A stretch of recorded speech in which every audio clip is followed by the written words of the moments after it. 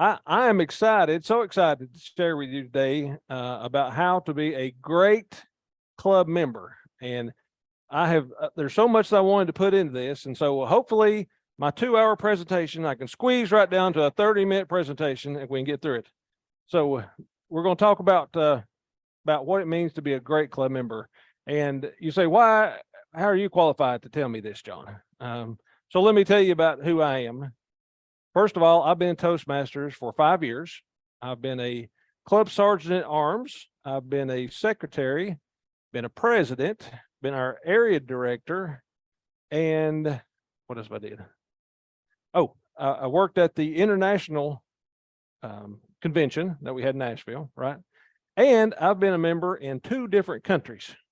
I was a member of a club in Ireland. Absolutely loved the way the Irish talk and loved to be a part of their meeting.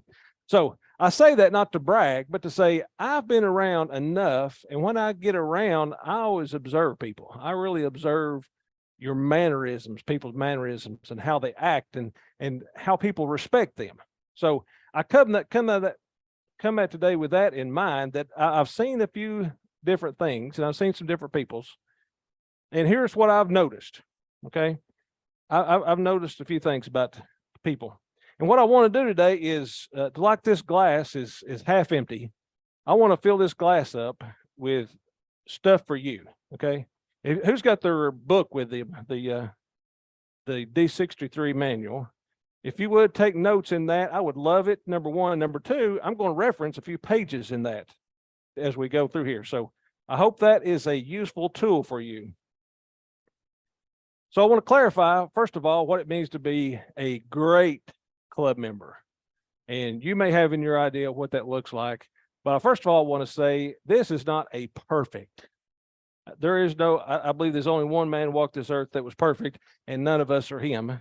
That there's no one of us that are perfect. And so we can be great without being perfect. So let's don't set that standard that we have to be perfect. We're going to be great. And I think it's wonderful goal to attain to be great.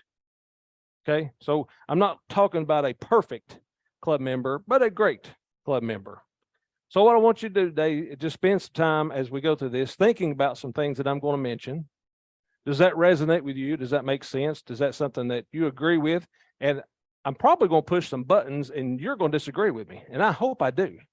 If you disagree with me, I really want to talk about it. Okay. It excites me, and I know exactly where it's at when you're going to get upset. And I'm okay with that, okay? So great club member, great in the eyes of Toastmasters, who has a certain standard, your club who has a standard, and you have your own standard of what great looks like, okay? So let's think about that as we go through these. So I have 7 characteristics that I believe if you do these, they will make you a great club member. So we have our Toastmasters core values. We have goals, setting goals, pathways, and we've talked about pathways, working in pathways. We're going to talk about that.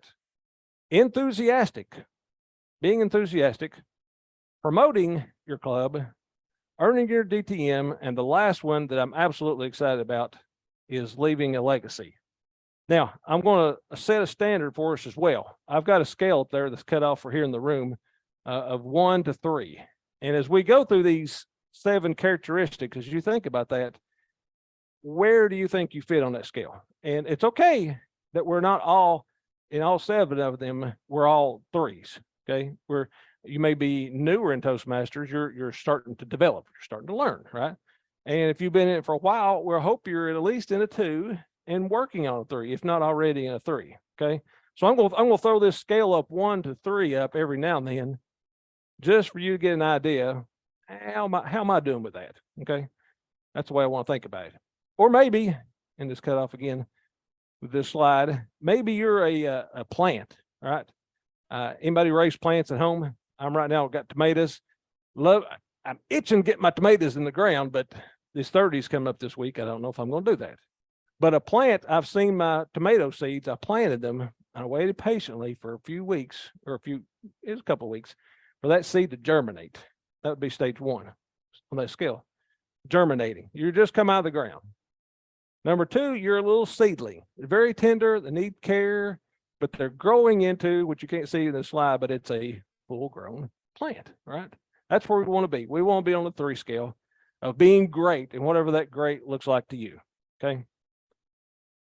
So if we look at the understanding of what our core values are at Toastmasters, they are as above there. In Toastmasters, all members are guided by a set of essential core values: integrity, respect, service, excellence. These values enable member achievement through club excellence. Has anybody ever seen that statement? I hope you have, right? This we read it sometimes in our meeting, and we don't do it enough, because I think it's core of who we are as Toastmasters, right? So I want to talk about what each one of these looks like. And the first was an integrity, knowing integrity, being integrity, having integrity. So there's integrity. I think when I think of integrity is knowing the rules and following the rules, right? There's rules and pathways that you need to follow. I've seen some members, they've been in Toastmasters for about 4 months, and already they're at level 2. I'm like, how in the world did you do that? Well, they started clicking. No, you didn't complete those projects. You got to work through the project. You got to have integrity. Our VPEs hold them in check that you actually did complete the things that you said you completed, right? That's the integrity. Contest. I know Mary's over there. Mary is a stickler on the rules for contests, right? But that's a great thing. You've got to have the rules, right, Mary? Can I get an amen? That's right. You got to have those rules, or else it loses its value, really, if you do that. And every rule, I don't know if you know this or not, but every year new rules come out for contests, don't they? Every year they adjust the rules in some sort of way, and you got to read the rules. You got to read that little 10-page document about the rules. So integrity is doing what you say that you're going to do. Simple enough, but sometimes hard to do. Would you agree? Doing what it is you said you're going to do. Respect. Respect is understanding that each member has his or her own skills. They have their own strengths and weaknesses, and they have their own goals and ambitions. And we need to respect that. I think Tanya was talking about this morning. You know, we're all coming to this Toastmasters for different reasons. We all have something we want from it, right? And there's a lot of us who have a lot of things in our past that we've already accomplished, and we know about it, right? We all come up from different ways, but respecting other people. And one of the things one of our club members, when we do table topics, he always says that when you do table topics, one of the goals in table topics is to listen, right? I said, okay, I don't know if that's true or not, but I get to what he's saying, is to listen. You need to listen. And that's part of what he says, table topics, but that's part of being respectful, is listening to what other people have to say. The third one there is service. Servicing means really to step up when you need to step up in your club. You're asked to do something. Like Tony mentioned this morning, you walk in the door 5 minutes before start. Hey, you care to be the evaluator? Yes, I will. I'd be glad to do that. I was just hoping somebody wrote me into that when I came in the door, right? I just want to do something. I want to do something with my club. I want to give to my club. And the longer you're in your club, you know the things that are needed, and you know the way that your club flows. And if it's not flowing correctly, what you could do with that. That is, to me, service from the bottom up, from the member up. Now I want to show a slide. This is probably a busy slide, but if you'll turn to page 10 in your book, this is listed in there. This is service to the member. And it's actually, I say top down, but it's listed in the book from bottom up. So you look at that, that'll show you that world headquarters down to directors. You got your regions, district. We're in District 63. In our district, we got, I think there's 4 divisions. In each division, there should be 4 or 5 areas. In each area, there's 4 or 5 clubs. And in each club, there should be at least 20 members. All right, got pushed back. I'm good. We don't have 20 nurses, but you should have 20 members, right? All those people from world headquarters all the way down to you, you know what their goal is? To support you. I went to the world headquarters, to the international convention this year, and I heard the world headquarters people talk about how they can support the division or the board of directors. And the board of directors can support the regions. And those region directors got up and said, what we want to do was we want to help each one of you districts. And then the district director get up and say, we want to help all the divisions. It just worked its way right on down. And that's true though, from the top all the way down to you, the Toastmaster, we don't do anything else. Toastmasters doesn't do anything else. They promote people like me and you. That's what the whole organization is for. It's for us. We're not a philanthropist organization. We don't do anything but promote members being better at what they need to do. Back to this last one, excellence. Performing your duties the best you can do every time. You ever go into a Toastmasters meeting? You just don't feel like it, you know? How many, well, I won't ask that question. How many would just lay out? I don't feel like it, so I'll just lay out. I'm in that status today. I told some people I've got a hurt back, and it really, it hurts me. I'm hoping I'm standing up straight. My wife told me I was hunching because of my back. You know, I would love to have called in today. I would have loved to say, just go to Curtis's meeting. His is much more boring than mine, but at least it's a meeting, right? I hope he listens to the recording of this later. You know, they got something to do. They don't need me. No, that's not provide excellence that I try to set standards for myself. I want to lead myself by excellence. And if we do this, guess what happens? There's some things that happens for us if we do this. It builds trust, enhances credibility, and encourages personal growth. These things happen if we follow the core values of Toastmasters. It builds trust of you as an individual and trust of your club. They know when they come to the club, guess what? When I go to that club, I know that they're going to do what's supposed to be done. I know they're going to follow the agenda. And if they're not, they're going to tell me ahead of time, right? You know that. We have certain standards that we set. And if we follow the things of Toastmasters, it'll do all those things for us, which enables our personal growth. And that's why we joined. No, that's why I joined. Some people join for the candy. I don't know. Next, what I'd like to talk about are those goals, setting SMART goals. How many people have heard of SMART goals? I don't think I'm setting any new standards here with SMART goals, right? It's specific, measurable, achievable, relevant, and time-bound. So those are SMART goals. If you've never heard of them before, there's books and all kinds of things written about SMART goals. Go read about SMART goals. There are a lot more people out there smarter than myself that can tell you about SMART goals. But I want to give you an example of what SMART goals look like and what they don't look like. So I may say to myself, you know what? I'd like to complete a pathway level to help my club earn their education goals. Is that a SMART goal, do you think? No, it's not. It's not. But what if I said this? I will complete level 1 and 2 of motivational strategies before November the 20th. Is that a measure? Yes, that's a SMART goal.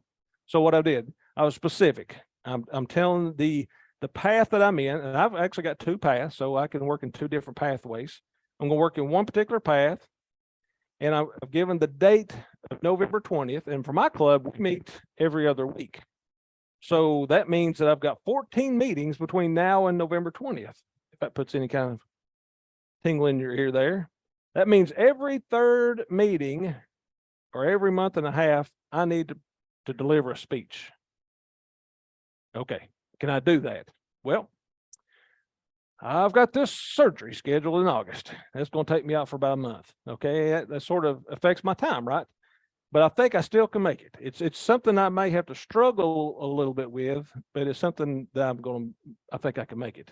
If I'm going to take another job, I'm going to be gone for 6 months. It's probably not a good goal, right? But in my life, in my setting right now, if I say I can complete 2 levels, and if you know anything about your levels, that should be about 5 projects that I need to complete, because I've already got my icebreaker took care of, right? So I've got 5 projects that I need to complete between now and November 20th. That's something I can do. I could do that. That would be a SMART goal for me. And SMART, I think we've heard of SMART goals, and I just told you what mine would be: completing level 1 and 2 between now and November 20th. Now what? Well, first of all, I could tell somebody else so they would hold me accountable. But more importantly, this is something I read a book by James Clear. It's called Atomic Habits. Anybody ever read that book? Ever heard of it? Fantastic book. I don't think I put a slide up here. But if you don't have habits put in place to help you meet goals, I mean, I made a very smart goal. I've got a goal that will help me, help my club. It's hard for me. It might be a little struggle for me to get there, but I can get there with it. But what steps am I going to take? And Robert Clear in his book, Atomic Goals, says you have to set specific habits. Okay. You need to set habits that help you meet your goals. He said, if you want to, get better results, then set your goals and focus on the habits to achieve. Because with goals set directions, but systems will help you make the progress. Okay, I've got a goal and I'm going to get there, but what steps do I take to get to that goal? And that's where habits come in. So the goal is what you achieve, and the habit is a process that you do. Okay, so let's think about that. Here's how behavior change becomes an identity change. You're changing your processes. My goal is not to read a book, but become a reader. Think about that. My goal is not to run a marathon, but to become a runner. See the difference in the setting the goal?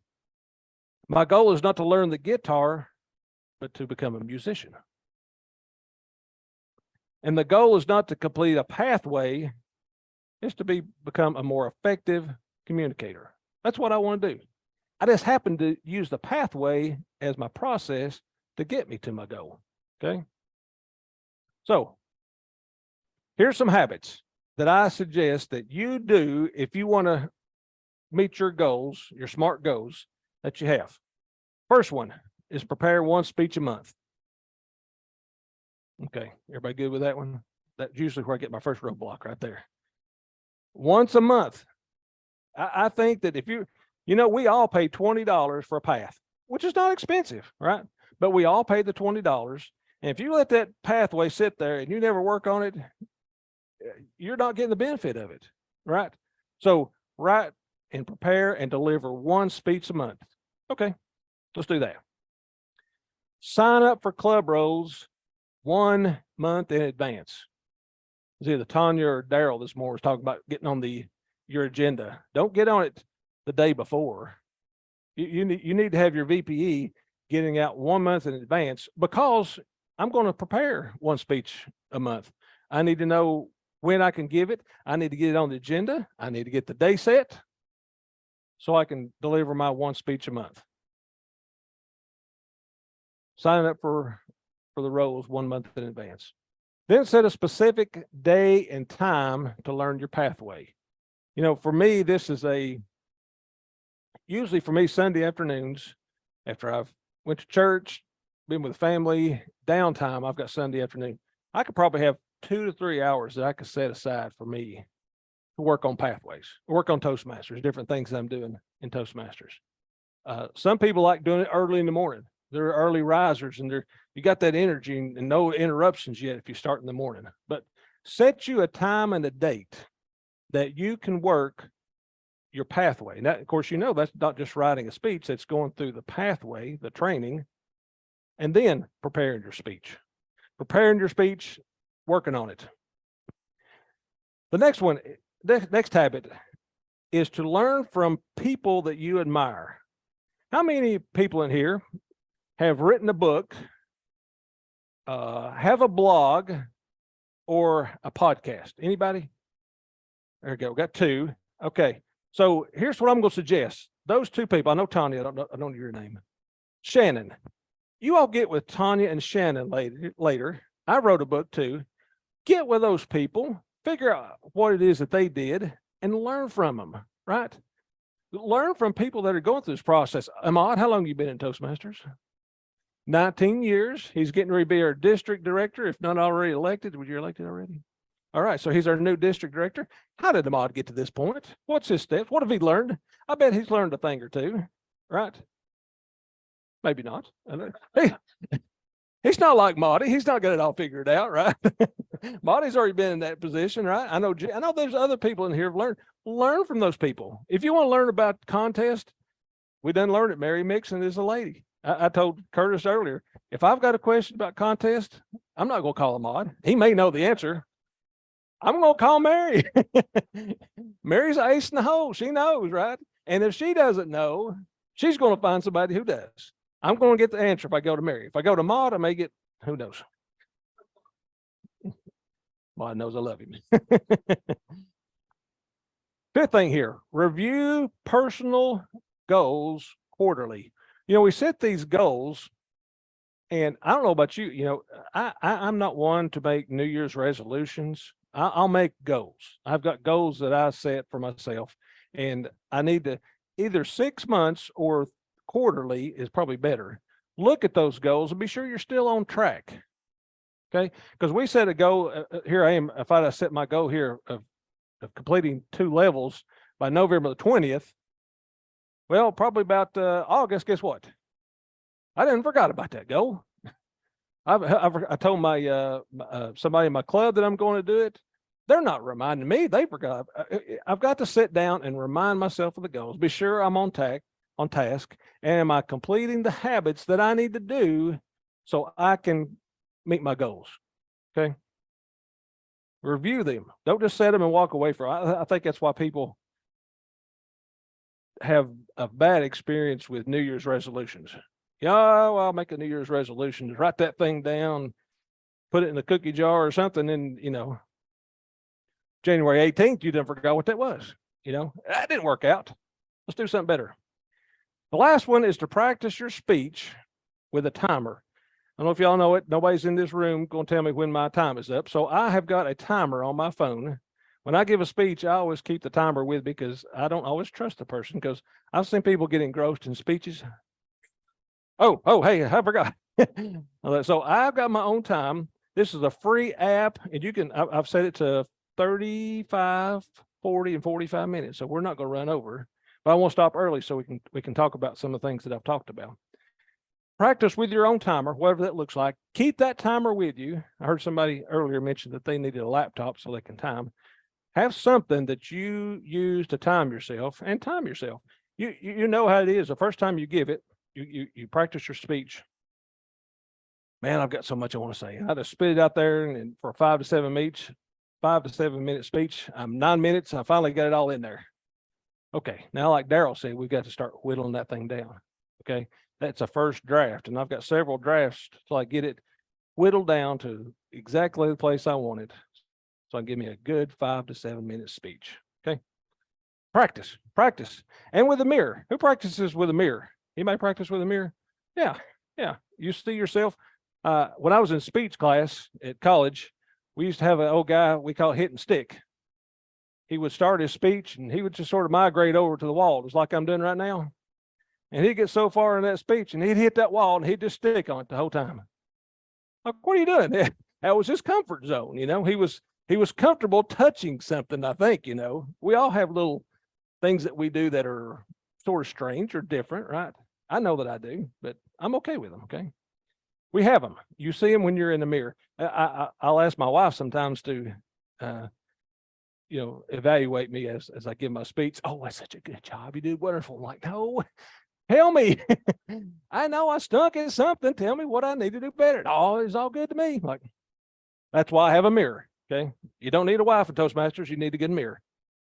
Okay. How we doing? 1 through 3. How do you feeling?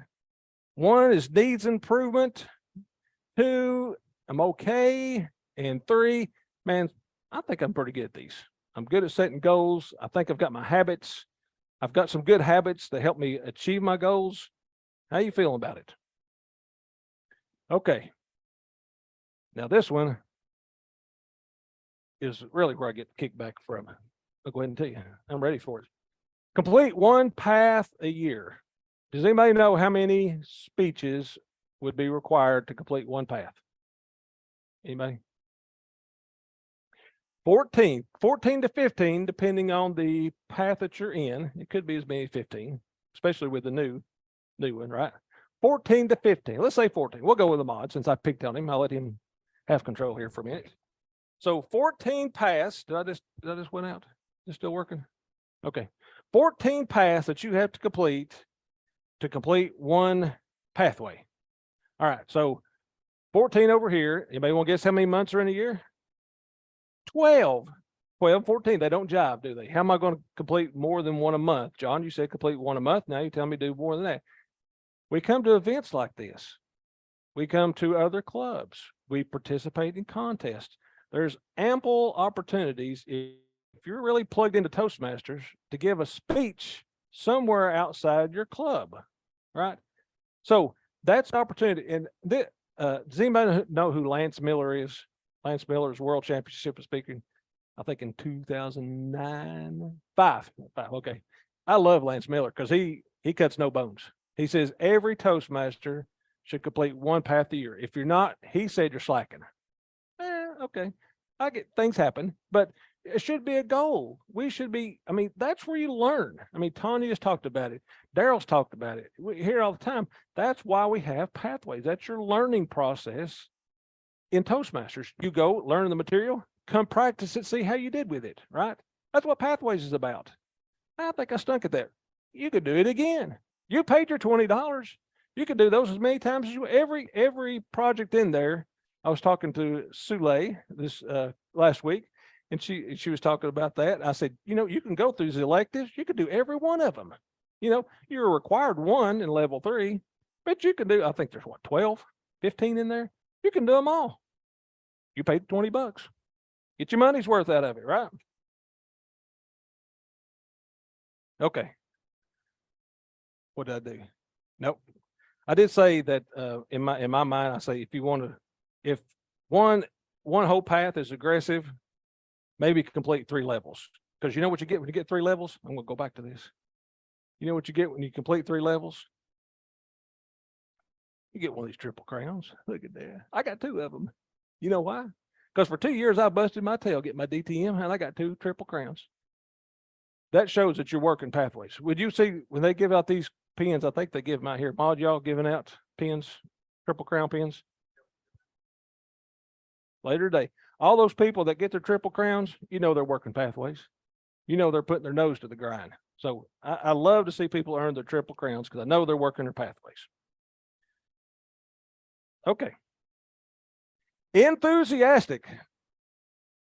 Enthusiastic. How do you be enthusiastic? I've got several things that I believe that we can do to be enthusiastic. First one is your active participation. When you come in, no, you know, how many times do you really expect to go to a Toastmasters meeting and just sit and watch? It's not a spectator sport, is it? Know that you're going to participate, actively participate, seek it. You're going to learn and benefit and enjoy Toastmasters more if you're actively participating, right? That's how you develop your skills and build your confidence. Another one is your willingness to learn. Coley Pardue back there is probably the most senior member here, him or Gene. I bet they're still learning things in Toastmasters, aren't you? There's still things to be learned, right? Learn, be a learner, be willing to learn. Have a positive attitude. I know you've got one. I've got one in my club. You probably got one in your club. It's a Debbie Downer. Yeah, every club's got one. If your club don't have one, I'm going to send mine over to yours because he's wore us out, right? You've got to have them. But everybody else, huddle up, get positive. Leave that Debbie Downer alone and let them wallow in their own misery. Volunteer for roles. We've already talked about that. Networking. You know, I love that we're back in person and we're getting to talk to each other. I've hoped that, at least through here, I've mentioned some people that if you don't know them, go talk to them. You know, only probably Marty would not want to talk to you if you come talk. No, he wants to talk to you. Come talk to him. They want to talk. Ahmad wants to tell his story. He's proud of his story, how he got to where he's at. Right? We're proud of these things. Talk to them. Network with people. Find out how they got there. You know how you start this conversation? What club do you belong to? Right? If they tell you club, what do you do there? You know, then you start to figure out that they know more and more. Then you start to get your synergies together. That's what networking is about. The last one, the 6th one I've got, and we've had some good conversations about this today. Do you know outside the world of Toastmasters, they consider, I won't say they, it's a well-known thing that Toastmasters creates robots. You ever heard that? We come in, we only do 5 to 7 minute speeches. We don't say we don't say those things, right? We're creating robots. And I can see that. I can see that. But I think we should have fun. We should be enthusiastic. Our club, we've started a thing where we meet and we have supper together. We've got one restaurant we go to. We rent a room out back. We have a big time. We have a few beverages. Okay. We have fun. And guess what? Then we come in our Toastmasters meeting. I know more about those people. I know more about Sule, our new member who's joined us. I've used Sule twice now. She's our new member. I got to know more about her just because we were at a social function together that I would have never got to know about her if it hadn't been for that, right? It takes so long to get to know people because we come in, do our thing, we just get done, walk right back out. We don't get to know people. I don't get to know what your struggle is. Why are you even in Toastmasters? What's your goals? What do you want to do? What makes you tick? By knowing those things really helps you in the club, helps your evaluations, right? Because you know, oh, I know that, you know, John, he wants to talk too fast or he's too goofy. He don't stay on target, right? You know that about me. You can help me, right? Okay. How we doing on time? We're doing good. How we doing with our scales? Went the wrong way. Sorry about that. 1 to 3, needs improvement. Are you doing good? You think you can be a little bit better? Not perfect, right? But be just a little bit better than what you are today. Oh, I love this one. Promote our club. There are 4, and Tanya, I wish Tanya wasn't in here because I know she's going to tell me I'm wrong on one of these. There are 4 main social media platforms that I think we need to promote our club. The first one, first and foremost, anybody want to guess what the first one is? Website. I like that. Tanya, you probably say LinkedIn. LinkedIn. LinkedIn is the first and should be, because we offer a product that is appealing to business people, not necessarily photographers or Snapchatters, that kind of stuff, right? That is our target market, I think, in social media. And I've also heard that it's very underserved as far as people who post information to LinkedIn. So if you post things about your club, things you're doing socially, things that you learned, who did this speech, talk about the conference here, right? You do these things, it will get noticed a whole lot more than the sea of endless posts on Facebook. I told my wife the other day, I said, did you get to the end of Facebook yet? Nope, she's still working on it. There is no end of Facebook, right? Those go on forever. There's so much on Facebook. But anyway, LinkedIn, Facebook, Instagram, and Twitter. I believe those 4, LinkedIn, Facebook, Instagram, and Twitter. Those are 4 main social media platforms that we should be sharing. And how do you do that? Who's your VPPR? Find your VPPR in your club. They should be taking pictures during your meeting. If you're on Zoom, take a picture on that. It doesn't matter. Let them post it, and then you take and share it. You know, it's not that hard, but somebody's got to get the ball rolling, and that's your VPPR. And I can say that because I'm the VPPR in my club, and I'm stinking at it right now. I'm not taking as many pictures as I should, but when I take the picture, I should be telling my club members, like it, comment on it, and share it. Don't just, oh, look, there's a picture of Ellen. That's cool. No, share it. I've done the hard work. I can click a share. Is that hard? No, it's not hard. Okay, enough about that. Social media. Themed meetings with guests and speakers. I've been through COVID, I've been to some other clubs, and I love to see clubs that have themed meetings, right? Mardi Gras, you know, Cinco de Mayo, whatever. You're having big themed meetings. That promotes people, and it gives you an opportunity to promote that meeting that you're having. Who wouldn't want to hear about, we're having I don't know, a cat day. We're talking about where everybody's giving speeches on cats. Oh, I'll come to that, right?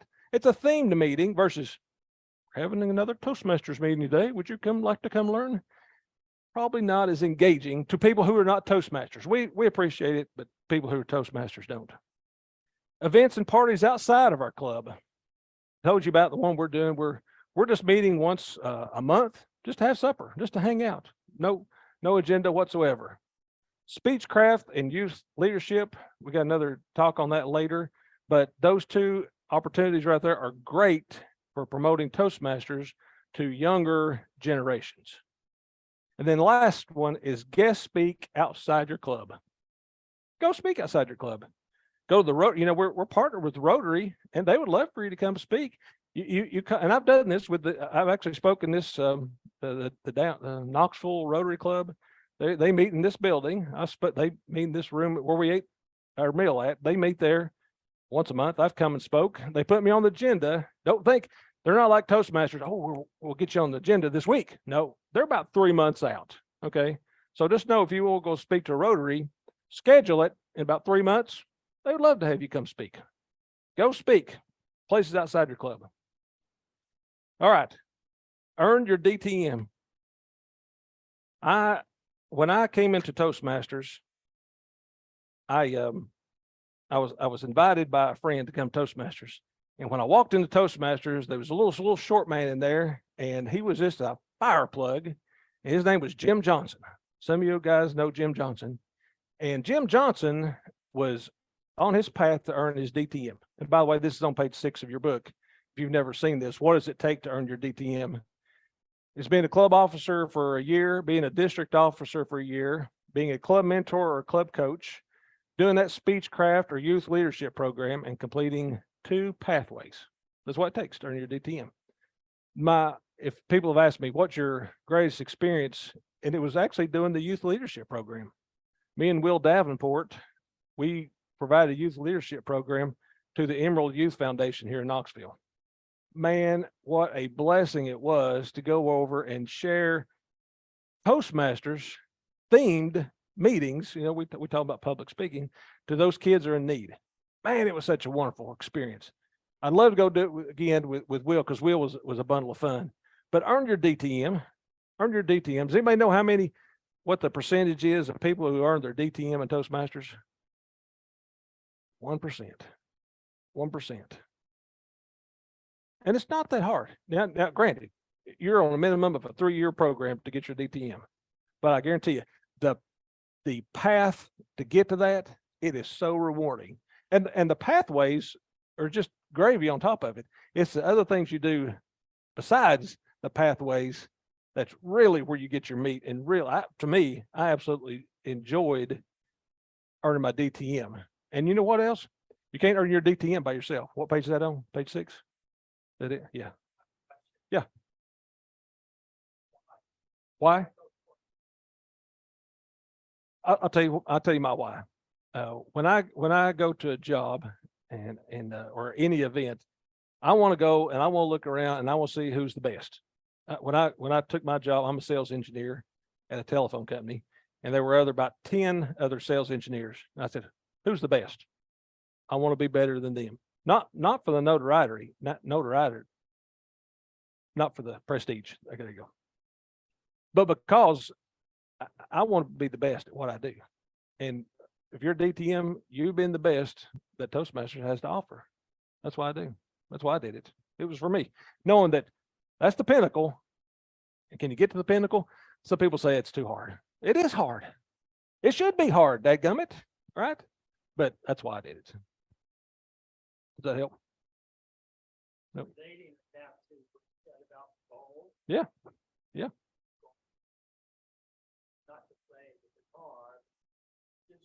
Yes.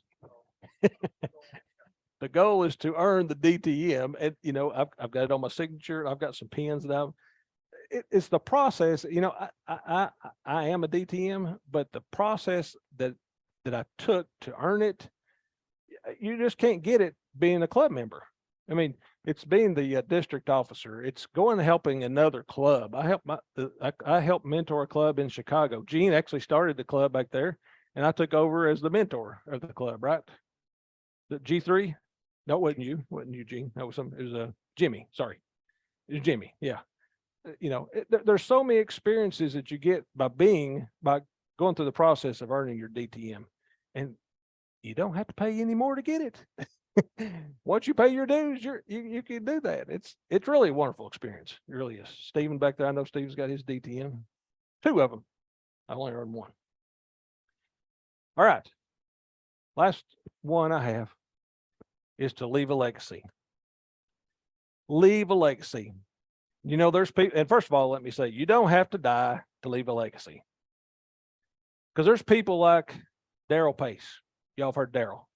Such a smooth, when I say Daryl Pace's name, I think of a smooth and just a clear communicator, right? When I think of Tanya Latham, she's leaving a legacy. She is the go-to social media queen, right? If I got a question about social media, I really would call Tanya, because she just knows it. She lives and breathes it. You cut her, she probably uses that a little bit of social media. Yeah. Okay. Stephen Shaner, who just walked out the door. If you bump into Stephen, you know what he's going to tell you? You're awesome. You're awesome. Shake Stephen's hand. You know what Stephen is? Stacy Thomas. She's always cool and level-headed. I've already told you about Mary. Mary is just leaves and breathes. I know she does more than that, but she's just so well versed on contests. Curtis Johnston. If you've not seen Curtis's coat, he lives inside the coat. That's Curtis Johnston. Curtis is he is the peacock of our club, and he's fun to be where everybody wants to be around Curtis, right? He leaves that legacy. He's got that legacy. And then there's 2 other guys I want to tell you about. And those are my 2 Jims, Jim Johnson and Jim Hart. Both of those were mentors to me when I came in. And I wear their pin right here on my vest right here. And they did die. And their wives gave me their pins. They got a couple pins they gave to me. But those guys left such a legacy on me. And I apparently I stuck around long enough that they appreciated what I did, that their wives gave me their pins. And they mean a lot to me. And I was going to show you my other thing, is my tie. Can y'all see this tie? Probably can't see it on the screen. Does that show there? My tie is a Toastmasters tie. And Jim Hart's wife, we met at our social last month, and she said, I'd like to give you something. I'm like, okay, whatever. Okay, we're good. And she brought this tie. I'm like, I'm not a tie wearer at all. But it's got Toastmasters on the bottom. It's a Toastmasters tie that her husband Jim wore. And this tie and these 2 pins mean so much to me. And there again, it's not because of what I did at my club. It's because I got involved with some people. But my 2 Jims are polar opposite. Jim Hart was as hardcore Toastmasters, knew every rule. He knew everything about Toastmasters there ever was to know about Toastmasters. And he wanted you to go by the rules. And if you didn't go by the rules, he wore me slap out. He made me so mad I didn't like him for a while. But he was right. And Jim Johnson on the other side, just hang in there, buddy. Just go get it. He's excited. He's just a spark plug. Let's go. You put the 2 together, they make a great combination for me. And they inspire me to earn my DTM. So leave a legacy. Leave a legacy. All right. Hopefully you got something out of this. You see that maybe you're learning, you need improvement. Maybe you're doing good. I don't know. Maybe you're germinating. Maybe you're a sprout, or you're that full-grown plant, whatever it may be. I don't know. But I do know this. I believe that if you follow these 7 things, if you follow these characteristics about following the Toastmasters core values, setting smart goals, listening to weird things come over the thing, pathway, complete a pathway a year, be enthusiastic, promote your club, earn your DTM,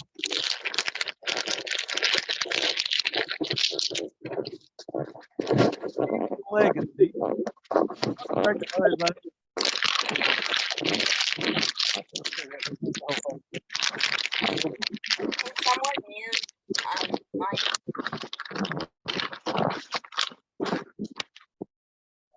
Okay. I believe that's all right. I believe if you follow these 7 characteristics, that you will be a great Toastmasters club member. But most importantly, do your best. maybe you can't do every one of these. Do your best. I guarantee you, if you do your best, you'll enjoy this experience as a Toastmaster. If you never earned your DTM, if you never get outside your club, you'll still enjoy it.